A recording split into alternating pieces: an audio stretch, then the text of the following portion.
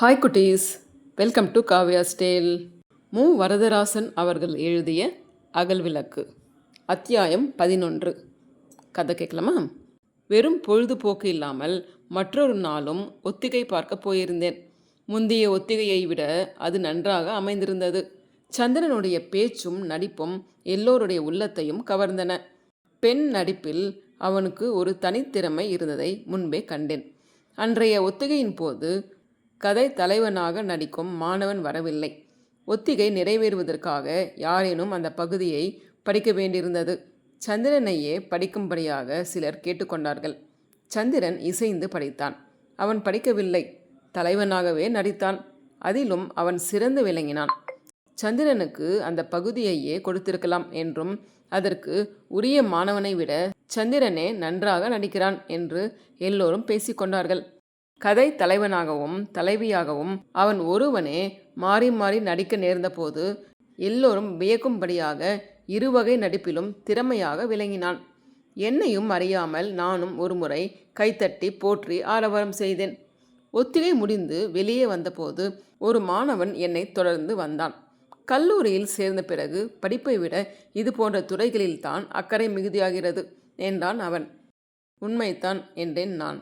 அந்த வகையில் எனக்கும் அவனுக்கும் இருந்த கருத்து ஒற்றுமை எங்களை நெருங்கி வர செய்தது. தனித்தனியே முன்னும் பின்னுமாக வந்து கொண்டிருந்த நாங்கள் பக்கம் பக்கத்தில் சேர்ந்து நடக்கத் தொடங்கினோம். விடுதியின் கிழக்கு பகுதியில் ஒரு சிமெண்ட் திண்ணை இருந்தது. அங்கே அவன் உட்கார்ந்தான், நானும் உட்கார்ந்தேன். பெற்றோர்கள் எவ்வளவோ துன்பப்பட்டு பணம் அனுப்புகிறார்கள், நாம் பொறுப்போடு படிக்க வேண்டாமா என்றான். ஆமாம் என்றேன். அதில் எவ்வளவு பணத்தை வீண் செலவு செய்கிறார்கள். புகைக்குடிக்கு எவ்வளவு பணம் செலவாகிறது தெரியுமா? ஐயோ, கணக்கே இல்லை.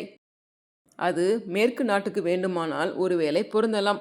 அது குளிர்ந்த நாடு, அங்கும் பலர் அதை வெறுக்கிறார்களாம். இது வெப்பமான நாடு, இங்கே உடம்புக்கு கெடுதி அல்லவா? ஆமாம், கவர்னர் மாளிகையில் கல்லூரி மாணவர்களுக்கு ஒரு முறை தேநீர் தரப்பட்டதாம். சிற்றுண்டியும் தேநீரும் முடிந்த பிறகு சிகரெட்டுகளும் வழங்கப்பட்டனவாம். அப்படியா? உண்மையாகவா? மேற்கு நாட்டு பழக்க வழக்கங்களில் நல்லவற்றை மட்டும் எடுத்துக்கொள்ளலாம். ஆனால் நம்மவர்கள் அப்படி சலித்து எடுப்பதே இல்லை. சலித்தாலும் மேலே நிற்கும் கப்பியை மட்டுமே எடுத்துக்கொள்கிறார்கள். அப்போது என் கை கீழே அழகுக்காக வளர்க்கப்பட்டிருந்த ஒரு செடியிலிருந்து ஒரு இலையை கிள்ளி மூக்கின் அருகே கொண்டு வந்தது. அது நாற்றமாக இருக்கவே சே என்று கீழே எரிந்து அது என்ன செடி என்று பார்த்தேன். என் செயலை கவனித்த அவன், ஐயோ, அதையா முகர்ந்தாய்? கெட்ட நாற்றமாக இருக்கும் சீமை செடி அது.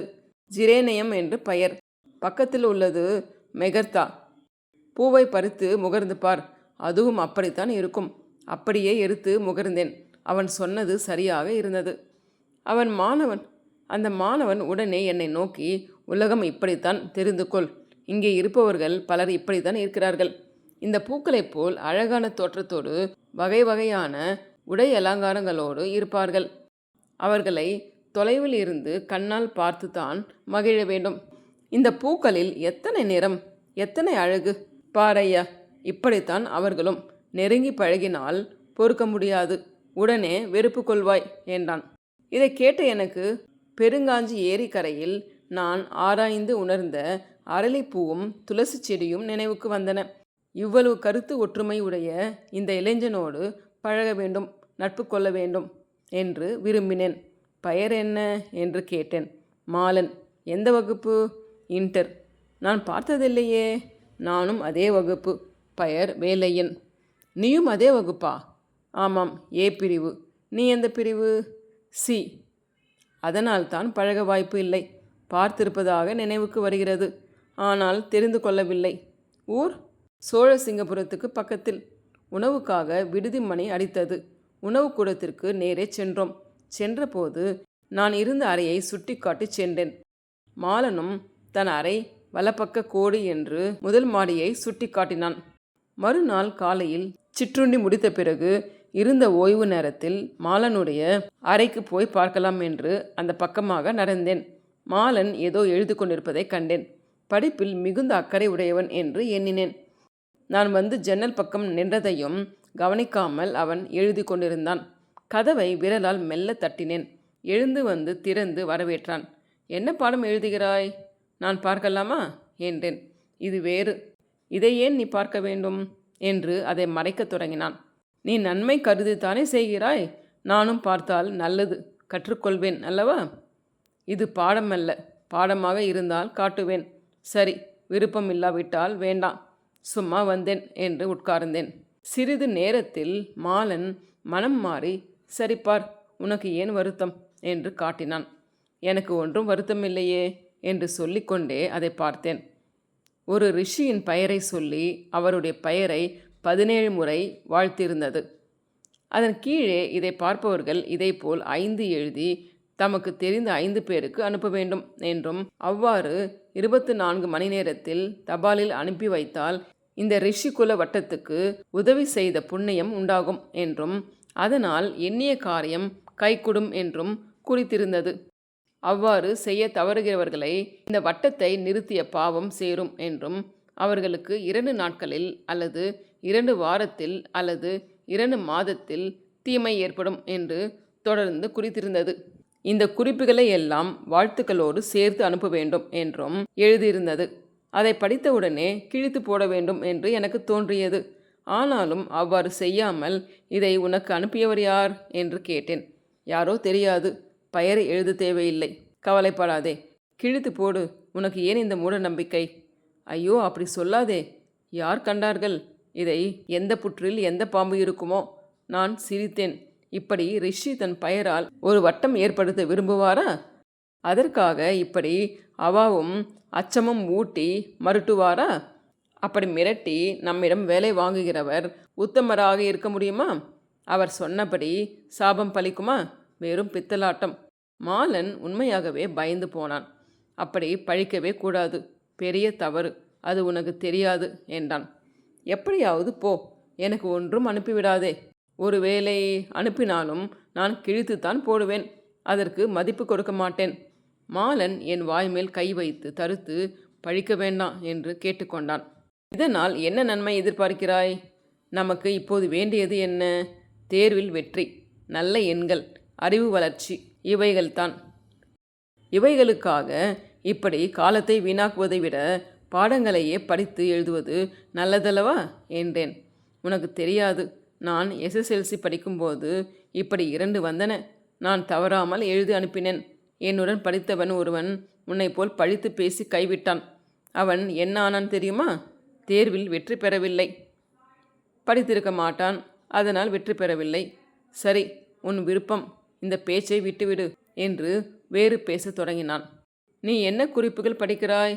யாருடைய உரை வாங்கினாய் என்று கேட்டான். இன்னும் வாங்கவில்லை.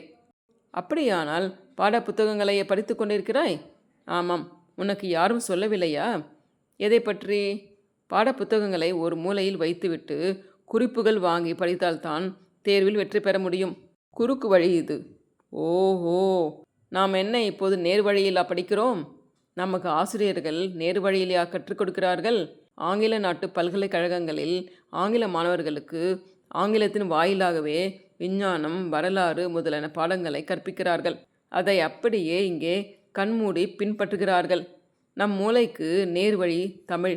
அதை விட்டு ஆசிரியர்கள் ஆங்கிலத்தில் தானே கற்றுக் கொடுக்கிறார்கள். இப்படி கற்பிக்கும் வழி தவறாக இருக்கும்போது நாம் கற்கும் வழியும் தவறாகத்தான் இருக்கும். ஆகையால் குறுக்கு வழி பயிற்சி தான் வெற்றி பெறும் என்று அலமாரியை திறந்து தன்னிடம் இருந்த குறிப்புகளை காட்டினான். கால் தேர்வில் எனக்கு நிறைய எண்கள் வரவில்லை. பாடுபட்டுத்தான் படித்தேன். ஆயினும் எதிர்பார்த்த பயன் இல்லை. காரணம் அவன் சொன்னதாகவே இருக்க வேண்டும் என்று எண்ணினேன். இனி பாடப்புத்தகங்களோடு குறிப்புகளையும் சேர்த்து படிக்க வேண்டும் என்று முடிவு செய்தேன். அதனால் எதிர்பார்த்த பயனும் பிறகு கண்டேன். ஆனால் இப்படி குறுக்கு வழி காண்பதில் மாலன் வல்லவனாக விளங்கினான். படிக்கும் முறையில் மட்டும் அல்லாமல் மற்ற வகைகளிலும் அவன் குறுக்கு வழியே நாடினான் என்பதை நாளடைவில் உணர்ந்தேன். ஒரு நாள் மாலையில் நானும் அவனுமாக சேர்ந்து கடற்கரைக்கு சென்றபோது வழியில் சாலையோரமாக ஒருவன் இஷ்ட சித்தி குளிகை என்று கூவிக்கொண்டிருந்தான். உடனே மாலன் அவனிடம் பயபக்தியோடு சென்று அதை பற்றிய விளக்கம் எல்லாம் கேட்டான். மாதத்தின் கடை ஞாயிற்றுக்கிழமைகளில் சூரியன் புறப்படும் நேரத்தில் நன்றாக குளித்துவிட்டு கிழக்கு பார்த்து நின்றபடியே வலக்கையில் இந்த குளிகையை கட்டிக்கொண்டால் எண்ணிய காரியம் எல்லாம் கைகூடும் என்று அவன் இன்னும் என்னென்னவோ சேர்த்து சொன்னான். அதன் விலை 10 10 பைசா என்றான். மாலன் அந்த விலை கொடுத்து உடனே வாங்கினான். தடுத்தும் பயன்படாது என்று உணர்ந்து நான் பேசாமல் பார்த்து கொண்டிருந்தேன். பல வகையில் கருத்து ஒற்றுமை உடைய நண்பன் ஒருவனை கண்டுபிடித்ததாக முதலில் மகிழ்ந்தேன். ஆனால் வர வர இவை போன்ற சில வகைகளில் கருத்து வேறுபாடு மிகுந்து வருவது கண்டேன். அவனோ ஆழ்ந்த நம்பிக்கையோடு இந்த குறுக்கு வழிகளை நாடியதால் அவனை திருத்துவதும் எளிதாக இல்லை. உயர்நிலை பள்ளியில் படித்தபோது மாணவர்களிடையே இவ்வளவு வேறுபாடுகளை கண்டதில்லை. வளர்ந்து கல்லூரிக்கு வந்த பின் பல வகையில் வேறுபாடுகள் இருந்ததை உணர்ந்தேன். சந்திரனை திருத்த முடியவில்லை, மாலனை திருத்த முடியும் என்று நம்பிக்கை இல்லை. ஆகவே முழுதும் கருத்து ஒற்றுமை எதிர்பார்ப்பதில் பயனில்லை என்று கற்றுக்கொண்டேன். அதுவே வாழ்க்கையை பற்றி முதல் பாடமாக இருந்தது எனலாம். சந்திரனுக்கும் மாலனுக்கும் ஒரு வகையில் வேறுபாடு கண்டேன். சந்திரன் புறம்பான வழிகளில் ஈடுபட்டு படிப்புக்கு உரிய கடமைகளை புறக்கணித்தான். மாலனோ படிப்புக்காகவே பல வகை குறுக்கு வழிகளை நாடினான். ஆகவே மாலனோடு பழகுவதால் படிப்பு கெடாது என்று நம்பிக்கை ஏற்பட்டது. அத்தியாயம் 12. நாடகம் சிறப்பாக நடைபெற்றது. சந்திரனுடைய நடிப்பு எல்லோரும் போற்றத்தக்க வகையில் இருந்தது. கதை தலைவியாகிய சிவகாமி ஆண் உடை உடுத்த வெளியே செல்ல வேண்டி நேர்ந்தது. பெண் உடையில் பெண்ணாக நடித்த சந்திரன் அந்த ஆண் உடையிலும் அருமையாக நடித்தான். வெளி கல்லூரி மாணவரும் மாணவியரும் பலர் வந்திருந்தார்கள். அவர்கள் சந்திரனுடைய நடிப்பை மிக போற்றினார்கள். சந்திரனுடைய நடிப்பு முடிந்து ஒவ்வொரு காட்சியிலும் திரைவிட்ட போதெல்லாம் கைத்தட்டு அரங்கு அதிரும்படியாக இருந்தது.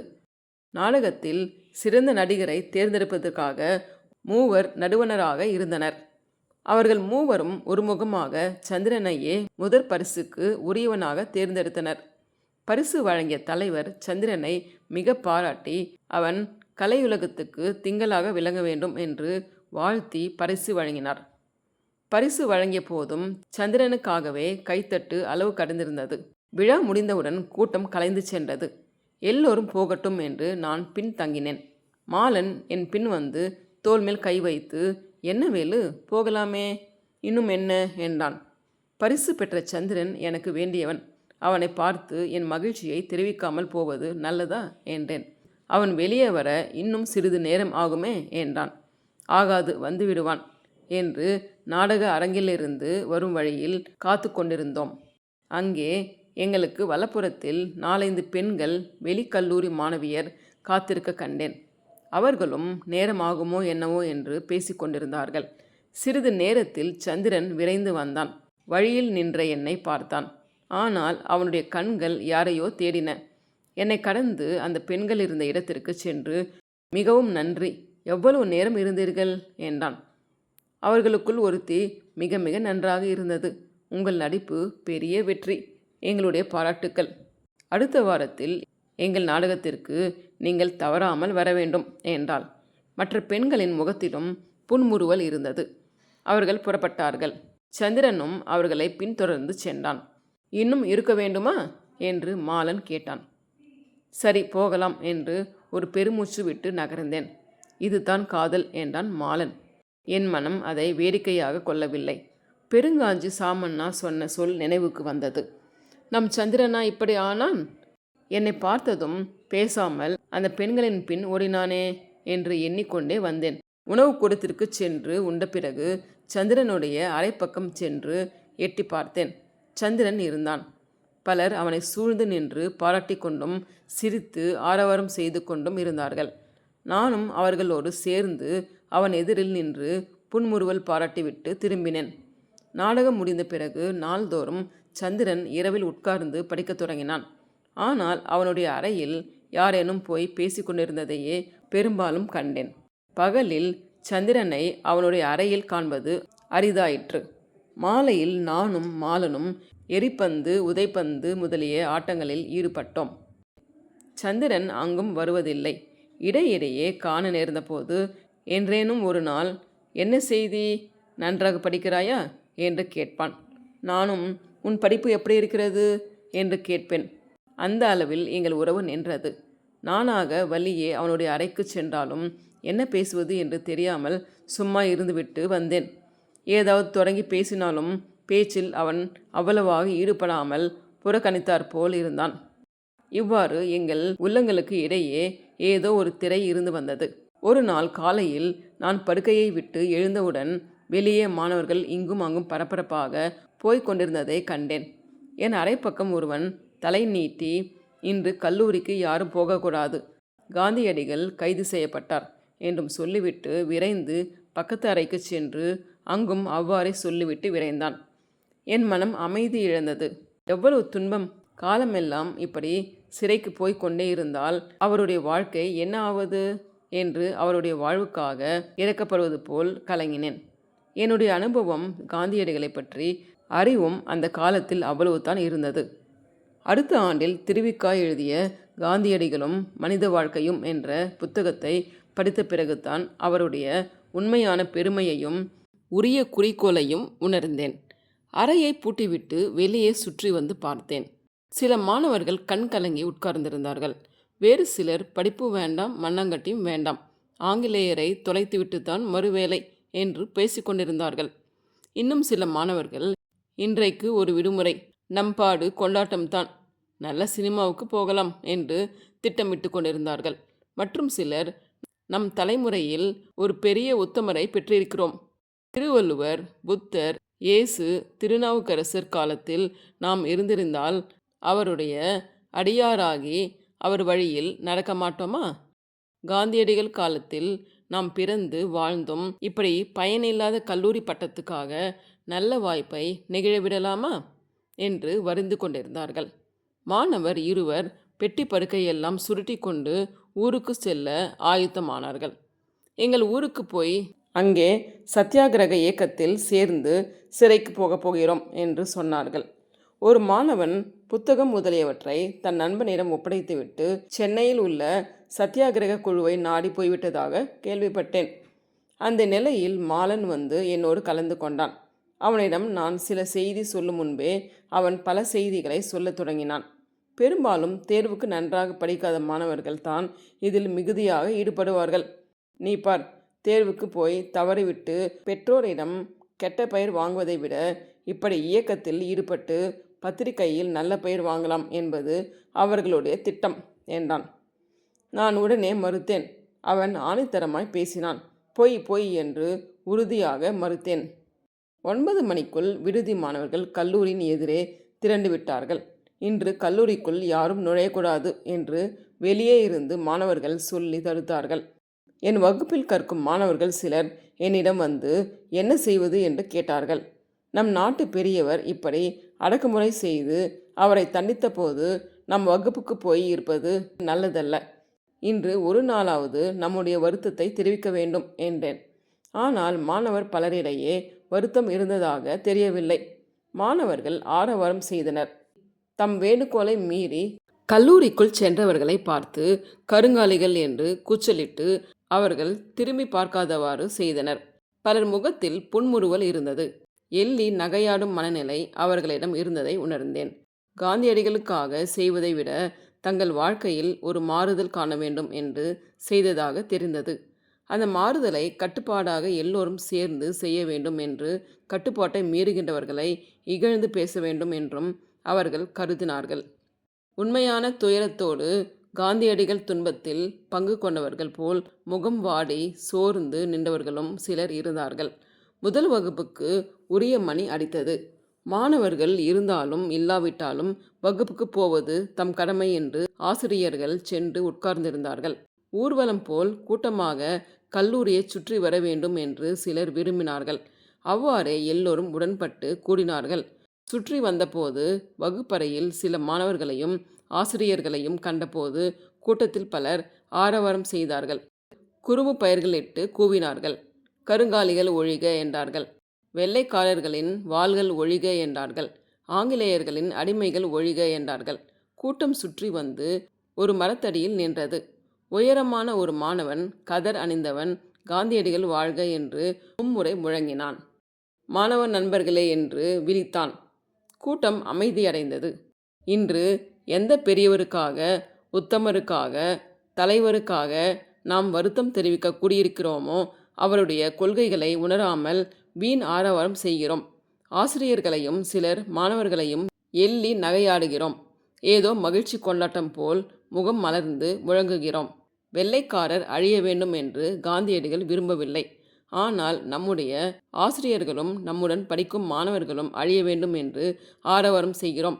இந்த ஒரு நாளாவது அவருடைய தூய கொள்கைகளை உணர்ந்து அமைதியாக இருந்து நம்முடைய வருத்தத்தை தெரிவிக்கும்படியாக கேட்டுக்கொள்கிறேன் என்றான்.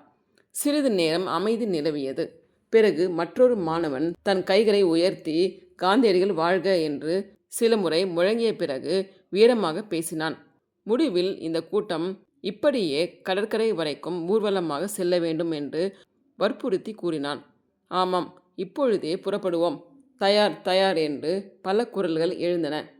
கூட்டம் கல்லூரி எல்லையை கடந்து வெளியே செல்ல புறப்பட்டது. சில மாணவர்கள் அதில் கலந்து கொள்ளாமல் விடுதியை நோக்கி வந்தனர். முதலில் பேசிய அந்த உயரமான மாணவரும் ஊர்வலத்தில் கலந்து கொள்ளாமல் வாடிய முகத்துடன் விடுதியை நோக்கி நடந்தார். மாலன் என்னை பார்த்து, இதோ பார்த்தாயா, காந்தி பக்தர் போல் பேசினார், ஊர்வலத்தில் கலந்து கொள்ளாமல் விடுதிக்கு போகிறார், இப்படித்தான் எல்லாம் என்றான். அதில் தவறு என்ன? அவர் ஊர்வலம் போக வேண்டும் என்று சொன்னாரா? பிறகு அதன்படி நடக்கவில்லையா? அவருக்கு ஊர்வலம் விருப்பமில்லை, அதனால் கலந்து கொள்ளவில்லை என்றேன். நீ ஊர்வலத்தில் கலந்து கொள்ளப் போகிறாயா இல்லையா?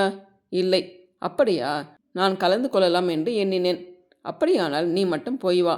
இல்லை, நீ வராததால் நான் மட்டும் ஏன் போக வேண்டும்? நானும் விடுதிக்கு வருவேன்.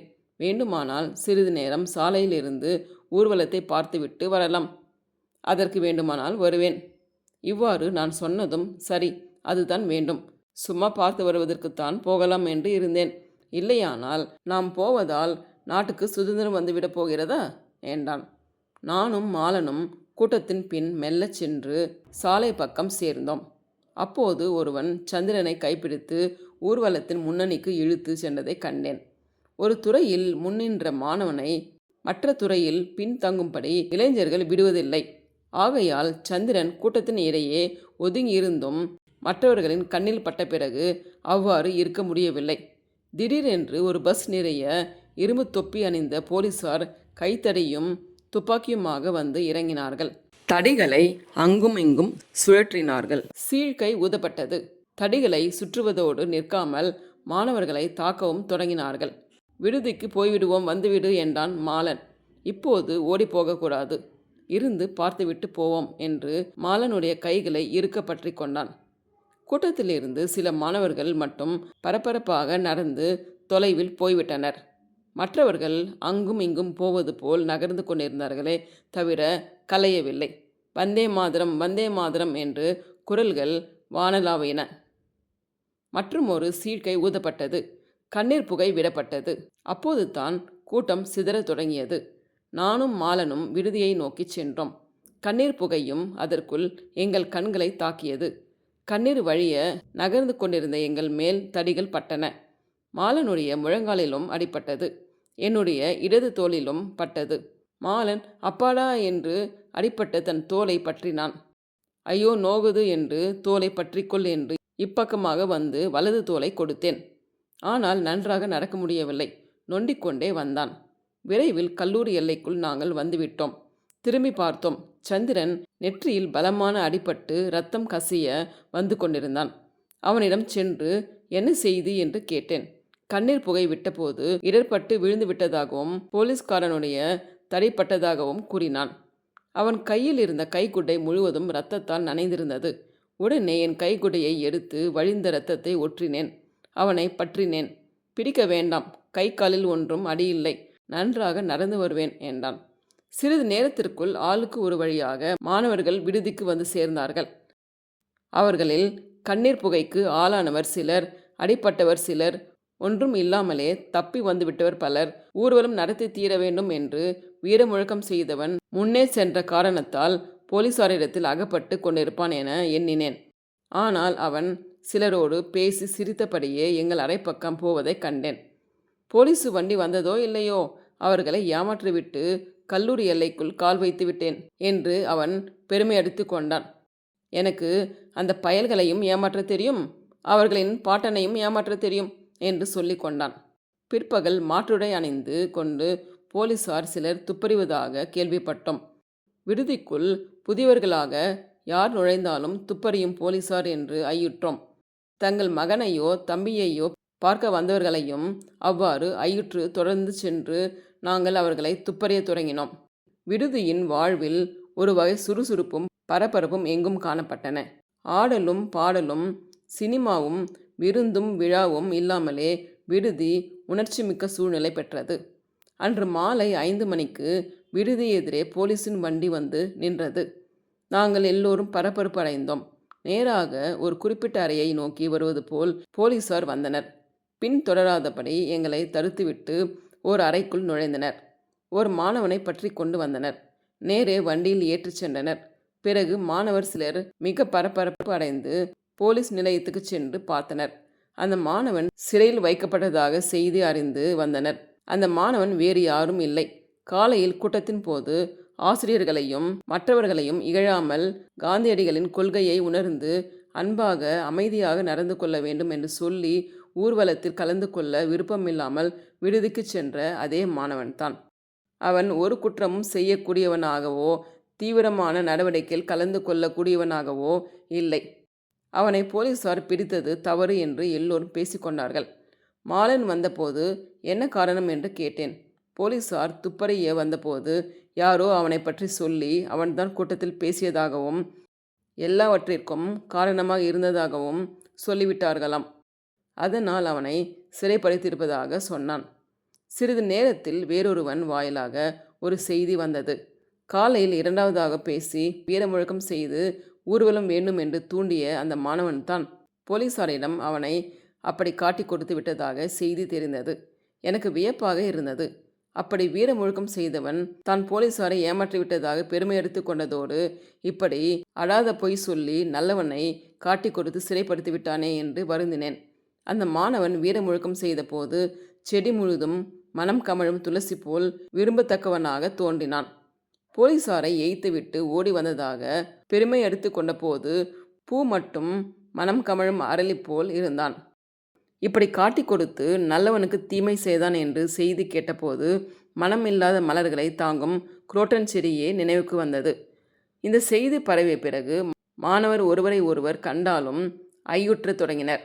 பேசினாலும் பிறர் கண்ணில் படாமல் பிறர் செவியிலும் கேளாமல் மெல்ல பேசினர்.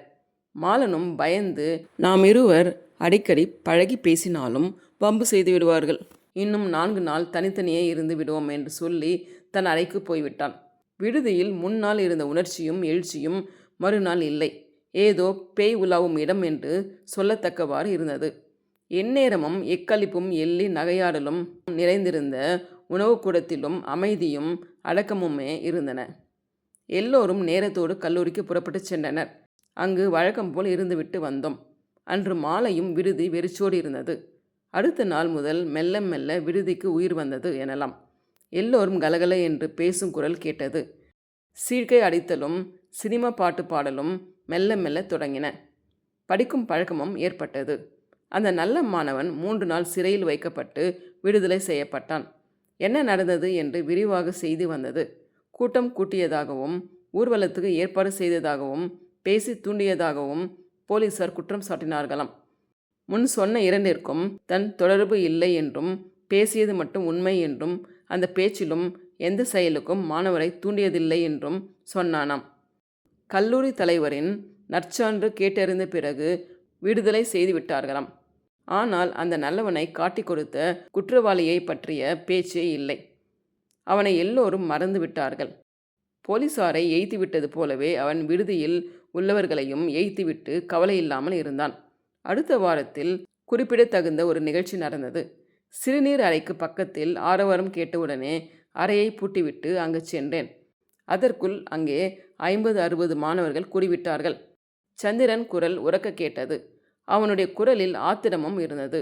அதனால் உடனே கூட்டத்தின் உள்ளே நுழைந்து சென்றேன். சந்திரனுக்கு எதிரே அந்த நல்லவன் சிறை சென்ற மாணவன் அமைதியாக பேசிக்கொண்டிருந்ததை கண்டேன்.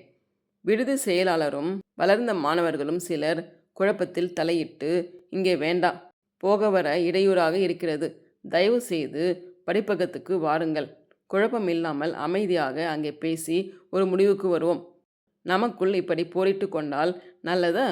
விடுதியில் இருப்பவர்கள் ஒரு குழப்பம் போல் விடுதியில் உள்ளவர்கள் ஒரு குடும்பம் போல் வாழ வேண்டாமா என்றார்கள். சந்திரன் சரி என்று அவர்களுக்கு இணங்கினான். அவனுக்கு ஒரு துணை உண்டு என்று காட்டுவது போல் நான் அவன் பக்கமாக போய் நின்றேன். ஆனால் மற்றவன் வர மறுத்தான். இதோடு விட்டுவிடுங்கள். வேண்டுமானால் நான் சொன்னது தப்பு என்று ஒப்புக்கொள்கிறேன். இனிமேல் இப்படி யாருக்கும் நல்லதும் சொல்வதில்லை, விட்டுவிடுங்கள் என்றான். வளர்ந்த மற்ற மாணவர்கள் அவனை நோக்கி, அப்படி அல்ல, அந்த அளவில் விட்டுவிட்டால் உங்கள் இருவருக்கும் மனக்கசப்பு இருந்து வரும். ஒருவரை ஒருவர் பார்க்கும்போது நன்றாக இருக்காது.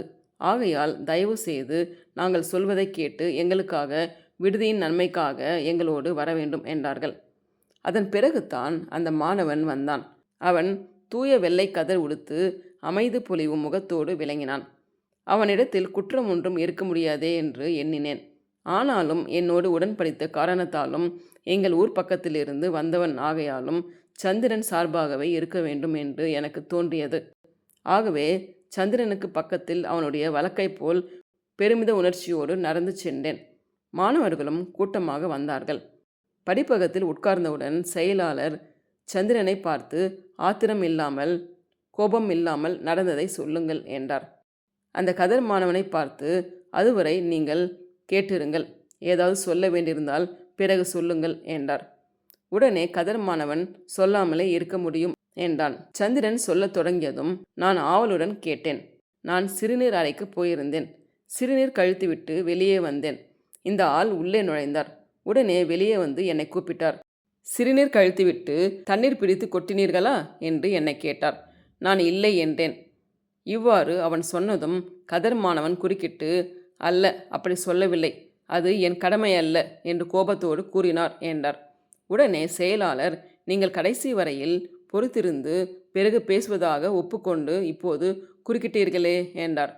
பிறகு மறந்து விடுவேனோ என்று இப்போதே சொன்னேன் என்றான் கதர் மாணவன். மாணவர்கள் மேலும் பலர் வந்து சேர்ந்து வழியெல்லாம் நெருங்கி நின்றனர். சந்திரன் தொடர்ந்து பேசினான். நான் அப்படி கோபத்தோடு சொல்லவில்லை. அது என்னுடைய கடமை அல்ல என்று சொன்னது உண்மைத்தான். சிறுநீர் கழித்த பிறகு ஒவ்வொருவரும் தண்ணீர் பிடித்து கொட்டி கொண்டிருக்க முடியாது.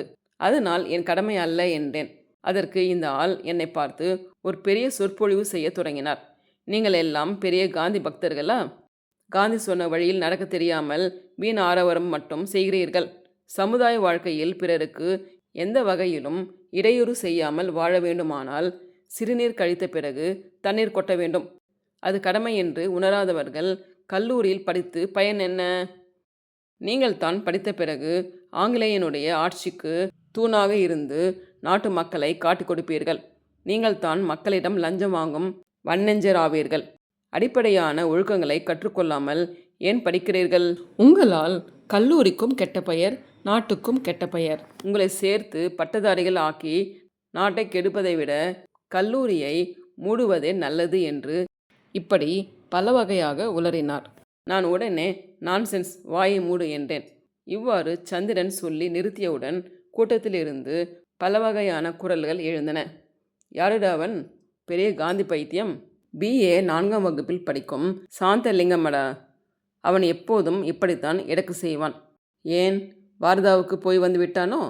அப்படியானால் அந்த மலம் வாருகிறார்களே, அப்படி ஐயா இங்கேயும் அந்த வேலையை செய்வது தானே?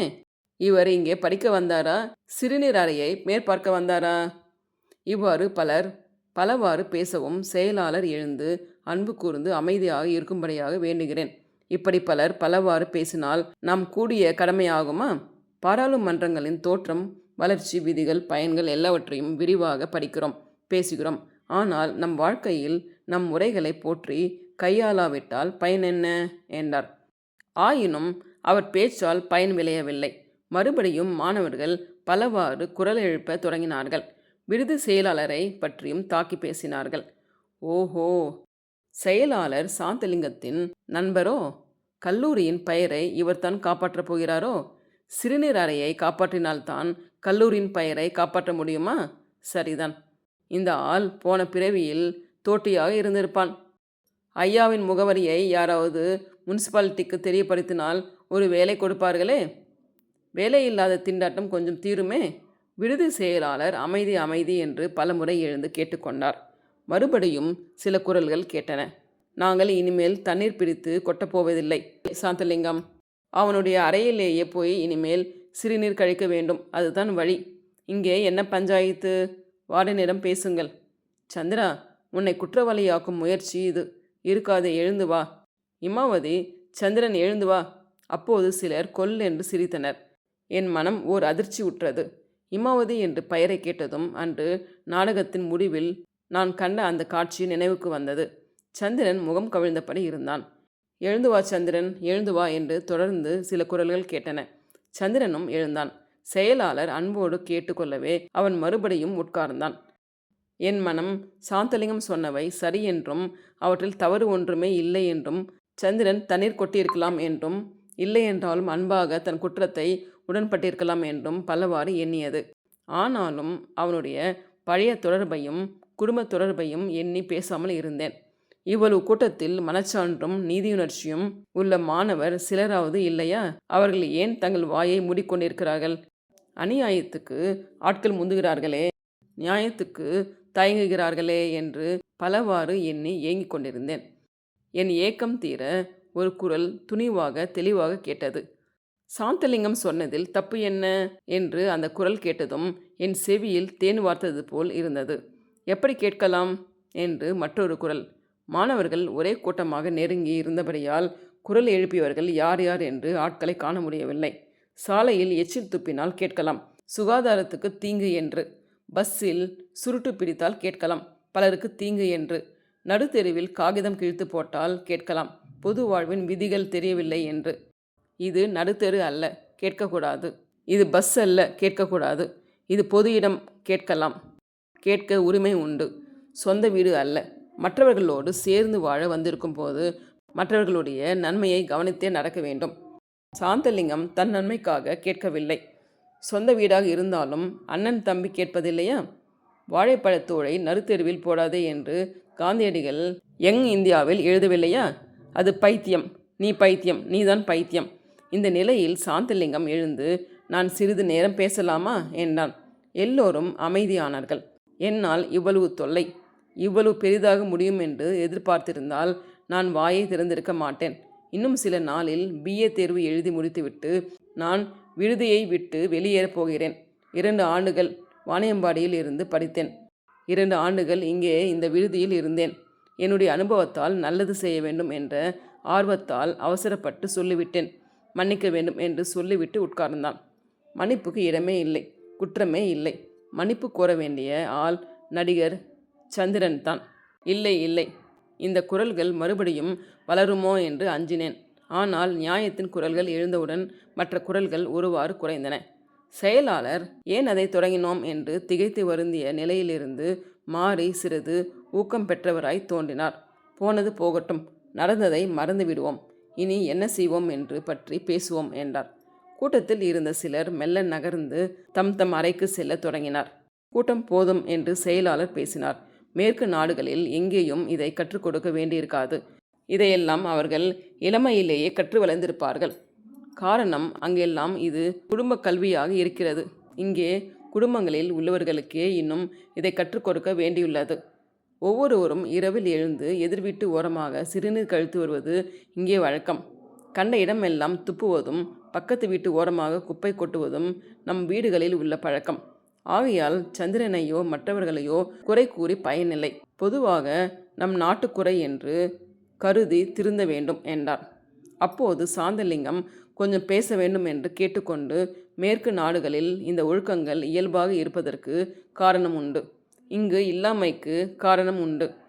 அங்கே பிறருக்கு உதவி செய்வதே கடவுளுக்கு விருப்பமானது என்று நம்பிக்கையின் மேல் சமயம் வளர்ந்திருந்தது. இங்கே இந்த உண்மை இலைமறை காய் போல் உள்ளதே தவிர வெளிப்படையாக இல்லை. நேர்மாறாக பிறருக்கு தீமை செய்தாவது பணம் சேர்த்து அர்ச்சனை அபிஷேகம் செய்வதை கடவுள் விரும்புவார் என்று மூடநம்பிக்கை வளர்ந்திருக்கிறது. அங்கே பிறருக்கு தொண்டு செய்த சமய தலைவர்கள் பலர். இங்கே காட்டில் ஒதுங்கி தவம் செய்தவர்களும் உலகம் பொய் என்று சொல்லி தம்மளவில் மோட்சத்துக்கு பாடுபட்ட பக்தர்களும் பலர். அங்குள்ள சமய அமைப்புகளில் மடங்களில் பல பிறருடைய வாழ்வுக்கு உதவி செய்வதற்காக ஏற்பட்டவை. இங்கே விவேகானந்தரின் காலத்துக்கு பிறகுதான் அப்படிப்பட்டவை சில ஏற்பட்டன. அதனால் இங்கே புண்ணியம் பாவம் என்று சொன்னால்தான் மதிப்பு உண்டு. சமுதாய நன்மை என்று சொன்னால் மதிப்பு இல்லை. சட்டம் என்று சொன்னால்தான் அடங்கி நடக்கிறார்கள். நாகரீக வாழ்க்கை முறை என்று சொன்னால் கேட்டு நடப்பதில்லை. இதை மாற்றினால்தான் நமக்கு சுதந்திரம் கேட்க உரிமை உண்டு. ஒரு கால் அதற்கு முன் நம் தலைமுறையில் சுதந்திரம் கிடைத்துவிட்டாலும் அதை காப்பாற்ற வழி தெரியாமல் வருந்துவோம். இந்த ஆர்வத்தால் ஏதோ பேசினேன். நான் எந்த வகையிலாவது நண்பர் சந்திரனுடைய மனதை புண்படுத்தியிருந்தால் மன்னிக்கும்படியாக அவரை கேட்டுக்கொள்கிறேன். நீர் கொட்டவில்லை என்பதை மட்டும் கேட்டதாக நண்பர் சந்திரன் சொன்னார். அது மட்டுமல்ல, சுவரில் பெய்திருக்கக்கூடாது, பெய்தால் நீர் கொட்ட வேண்டும் என்று சொன்னேன். சிறுநீர் கழிக்க அதற்கென்று பீங்கான் குழிவு வைக்கப்பட்டுள்ளது. அதில் சிறுநீர் கழிக்காமல் சுவரில் கழிக்கப்பட்டிருந்தது. சுவர் அந்த கெட்ட நாற்றத்தை நெருநேரும் வைத்திருந்து பரப்பும் அல்லவா? எங்கே போனாலும் இந்த கொடுமையை காண்கிறேன். இது தவறான பழக்கம் என்று உணர்த்துவதற்காகவே கேட்டேன். நண்பர் சந்திரன் என்னை மன்னிக்க வேண்டும் என்று சொல்லி சந்திரனுடைய கையை பற்றி அவனுடைய முகத்தை பார்த்தான். சந்திரனும் அவனுடைய கைகளை தன் கைகளால் ஏற்றுக்கொண்டு தன் பக்கத்தில் உட்கார செய்தான். இவ்வளவு தொல்லை இல்லை. மேற்கு நாட்டார் கண்டுபிடித்து அமைத்த மேல் தொட்டி நன்றாக வேலை செய்து வந்தால் போதும். அதில் தொங்கும் சங்கிலியை பிடித்து இழுத்தால் தண்ணீர் வேகமாக வந்து சிறுநீரை அடைத்து போய்விடும் என்றான் மாணவன் ஒருவன். செயலாளர் கேட்டுக்கொண்டிருக்கிறார். வார்டனுக்கு சொல்லி முதலில் அந்த மேல் நாட்டு தொட்டுக்களை பழுது பார்க்க சொல்லுங்கள் என்றான் மற்றொருவன். அப்படியே செய்தாலும் பீங்கான் குழியை விட்டுவிட்டு சுவரில் பெய்து விட்டு வருகிறவர்களை எப்படித்தான் திருத்துவது? கடவுள்தான் திருத்த வேண்டும். அது பாவம் என்று புராணங்களில் திருக்குறளில் எழுதி வைத்தால்தான் நடக்கும். அது மட்டும் போதாது. அப்படி சுவரில் பெய்தவர்களை மறுபிறவியில் நரகலோகத்தில் கொதிக்கும் இரும்பு சுவரை தழுவுமாறு செய்து தண்டிப்பார்கள் என்று எழுதினால்தான் ஒழுங்காக நடப்பார்கள். அப்படி எழுதிவிட்டால் மட்டும் போதாது. அந்த புத்தகங்களை புராணங்களாக்கி அவற்றை பற்றி கதா காலட்சேபங்கள் நடக்குமாறு செய்ய வேண்டும். இப்போது கதா காலட்சேபத்தில் கேட்டறிந்த நல்வழிகளை மக்கள் வாழ்க்கையில் பின்பற்றுகிறார்களா? நாட்டில் போயிற்றா? விபச்சாரம் குறைந்ததா? பேராசை தொலைந்ததா? சூதாட்டம் ஒழிந்ததா? அரிச்சந்திர புராணம் முதல் பாரதம் வரையில் படிக்க கேட்டு திருந்தினார்களா? அதனால் புது வழி காண வேண்டும். சாந்தலிங்கம் போன்றவர்கள் ஊர்தோறும் தெருதோறும் வீடுதோறும் பலர் ஏற்பட வேண்டும். அதுதான் வழி. அது மட்டும் போதாது. சாந்தலிங்கம் செய்வது சரி என்று குரல் எழுப்புவதற்கு ஆட்கள் தேவை. ஊர்தோறும் நூற்றுக்கணக்கானவர்கள் தேவை. உண்மையின் சார்பில், நியாயத்தின் சார்பில் தயங்காமல் குரல் கொடுப்பவர்கள் தேவை. இப்படி பலர் பலவாறு பேசினார்கள். அத்தனைக்கும் செயலாளர் இடம் கொடுத்தார். முடிவில் எல்லோருக்கும் நன்றி கூறி மேல் தொட்டிகளை விரைவில் பழுது பார்க்க ஏற்பாடு செய்வதாகவும் தெரிவித்தார். சந்திரனோடு தொடர்ந்து வந்தேன். வீண் வம்பு என்று 2 சொல் சொல்லி தன் அறையின் வாயிலில் நின்று எனக்கு விடை கொடுத்தான். நான் வந்துவிட்டேன். இவ்வளவு நடந்த பிறகும் அவனுடைய மனம் திருந்தியதாகவோ மாறியதாகவோ எனக்கு தோன்றவில்லை. அவன் நிலையில் நான் இருந்திருந்தால் சாந்தலிங்கத்திடம் மன்னிப்பு கோரி வருந்தியிருப்பேன். அவனுக்கு அந்த எண்ணமே தோன்றியதாக தெரியவில்லை. அத்தியாயம் 13.